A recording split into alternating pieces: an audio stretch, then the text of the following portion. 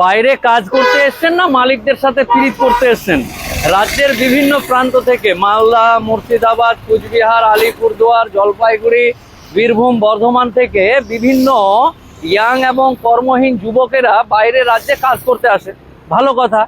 কাজ করতে এসে যে মালিকের আন্ডারে কাজ করে, সেটা যে কোনো কাজ হতে পারে, মালিকের সাথে এমন পিরিত যে সপ্তাহে যে টাকা দেওয়ার কথা বা দিনে যে টাকা দেওয়ার কথা বা মাসে যে টাকা দেওয়ার কথা, 15 দিনে যে টাকা দেওয়ার কথা, সেই টাকা তারা নিবে না। মানে বড়লোক হয়ে গেছে, একবারে বাড়ি যাওয়ার সময় নিবে।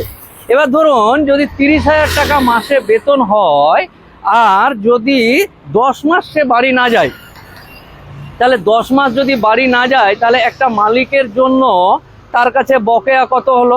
অনেক টাকা। 30,000 টাকা করে মাসে যদি বেতন হয় তাহলে 10 মাসে 3 লাখ টাকা হলো। এইবার তখন তার বোনের বিয়ে, বাড়ি যাবে, বলছে মালিককে যে বাড়ি যাব, 3 লাখ টাকা দেন। কিন্তু যখনই ওই মালিক 3 লাখ টাকা, একটা গ্যারেজে কাজ করে, 3 লাখ টাকা দিতে দ্বিধাগ্রস্ত হচ্ছে, মানে সমস্যার সম্মুখীন হচ্ছে যে বাপরে 3 লাখ টাকা নিয়ে চলে যাবে। কিন্তু ওর ওটা প্রাপ্য, এটা জানে।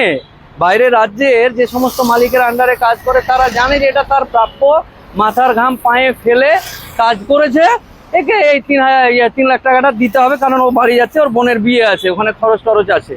এই ক্ষেত্রে কি হচ্ছে, সমস্যার সম্মুখীন হচ্ছে প্রচুর এইরকম মানুষ যারা বাইরে এসে কাজ করেছে, টাকা বকেয়া রেখেছে, দীর্ঘদিন ধরে কাজ করেছে, একসাথে যখন টাকা নিতে যাচ্ছে তখন মালিকের মন বিগড়ে গিয়ে তার উপর বিভিন্ন রকম লোকাল থানা পরিচিত আছে, এসে বললো যে মোটর সাইকেলের রেঞ্জ চুরি করে নিয়েছে, তাহলে চুরির মামলায় ফাঁসিয়ে দেবো। এবার চুরির মামলা যখন হয়ে গেল, বেটা টাকা কি নিবি, মামলা থেকে কিভাবে বাঁচবি দেখ। এই যেটা আয়কর ভবন, তো এটা হায়দ্রাবাদে আছে। তা আমার বক্তব্য হচ্ছে এই যে গ্রাম থেকে বাইরে রাজ্যে এসে কাজের জন্য এসছেন, প্রেম প্রীতি ভালোবাসা বাড়িতে হবে। আপনি এখানে ন্যায্য মূল্যে বা ন্যায্য দরে কাজ করছেন, সেই টাকা নিয়ে বর্তমান যুগ বিভিন্ন রকম ব্যবস্থা আছে, বাড়িতে টাকা পাঠাবেন না, আমি একবারই টাকা নেব, মানে এমন এমন ভাব করে এক একজন। আর এর জন্য আমি নিজে মোটামুটি 13টা মামলা করেছি, সেটা কেরালা থেকে শুরু করে মুম্বাই, বিভিন্ন জায়গায় দীর্ঘদিন ধরে কাজ করেছে, টাকা নিতে গেছে, অন্য কোনো একটা অহেতুক একটা মামলাতে লোকাল পাওয়ার দেখিয়ে মামলা করে, মামলা থেকে বাঁচবে কি, টাকা নিবি কি, মামলা থেকে জান বেঁচে পালাবি কি করে, এই নিয়েই ব্যস্ত হয়ে যায়।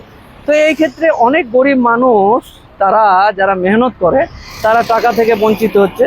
অনুরোধ করে বলছি, যারা বাইরে রাজ্যে কাজ করে সবাইকে, সব ছেলে মেয়ে পুরুষ মহিলা সবাইকে বলছি, পিরিত না, পিরিতের কি আছে, কাজ করলে সপ্তাহে যে টাকা পেলি সেই টাকা পাঠিয়ে দিতে হবে বাড়িতে, যতটুকু খাওয়া খরচা বাদ দিয়ে বাকি যে টাকা আছে সে টাকা বাড়িতে পাঠাতে হবে। এরকম ভাবে চলাফেরা করো, তাহলে বিপদ হওয়ার মানে সম্মুখীন কম। অনুরোধ করব সবাইকে এই উপদেশ বলো বা এই কথাটি মেনে চলার জন্য, কারণ বিপদ কাউকে বলে আসে না, সমস্যা কাউকে বলে আসে না। ভালো থাকুন, পরে আবার কথা হবে।